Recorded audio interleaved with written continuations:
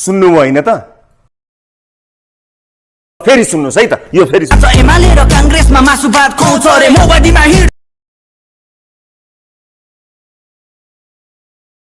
दिमागमा ढिँडो छ विदेशको बाटो सफा अनि चिल्लो छ।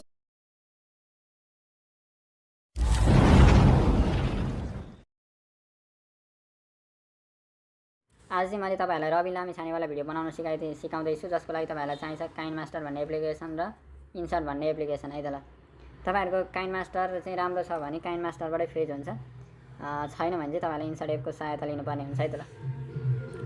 ल जसको लागि चाहिँ मैले सुरुमा इन्सर्ट एप ओपन गरिरहेको छु र मैले एउटा भिडियो लिन्छु र यो भिडियोलाई चाहिँ मैले यहाँ लास्टमा फ्रिज भन्ने अप्सन हुन्छ र यसलाई फ्रिज गरिन्छ है त गाइज। दुईटा भयो। ल यसलाई फ्रिज गरिसकेपछि यसलाई चाहिँ कति राख्नु भन्दाखेरि 4.8 राख्नु होला, त्यो ड्युरेसन चाहिँ 4.9 अथवा 8 राख्नु होला है त। ल 4.9 अथवा 8 राख्नु र यसलाई सेभ गर्नु है, सेभ हुन्छ है।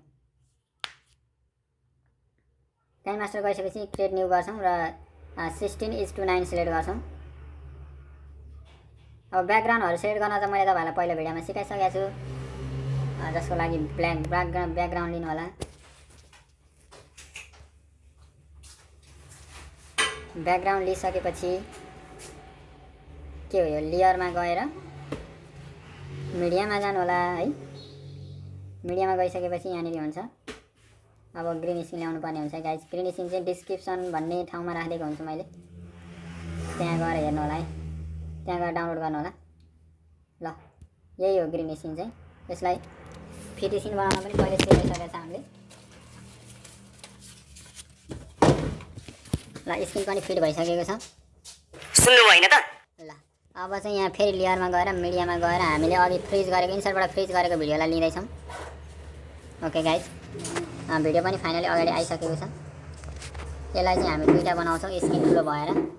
हामी यहाँ 3 डटमा थिच्छौँ, 3 डटमा थिचेर यहाँ सेन्ड टु ब्याक गर्छौँ पहिला, अनि यही ग्रिन स्क्रिनलाई क्लिक गर्छौँ। फेरि ग्रिन स्क्रिनलाई क्लिक गरिसकेपछि यहाँ क्रोमा की भन्ने अप्सन आउँछ, क्रोमा कीमा क्लिक गर्छौँ र ओपन गर्छौँ।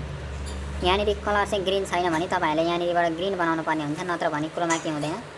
यहाँ हाम्रो अलरेडी ग्रिन भएको कारणले चेन्ज गर्न परेन, कोही बेला चाहिँ ग्रिन नहुन सक्छ है।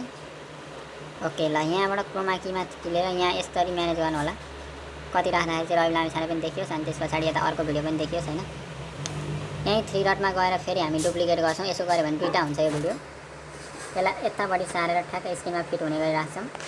यसलाई सेन्ड टु ब्याक फेरि सेम प्रोसेस गर्छौँ। यति भइसकेपछि हाम्रो भिडियो रेडी हुन्छ र लास्टमा गएर कति छ भिडियो त्यही अनुसारको यो माथिको ब्याकग्राउन्डलाई चाहिँ कैँचीमा गएर यस्तो गरिदिनु होला, ट्रिप टु राइट गऱ्यो भने ठिक्क हुन्छ। अब एकतारी हामी प्ले गरेर हेर्दैछौँ है त। ल सुन्नुभयो होइन त? के बुझ्नु भएन? बुझ्नु भएन भने ल फेरि सुन्नुस् है त, यो फेरि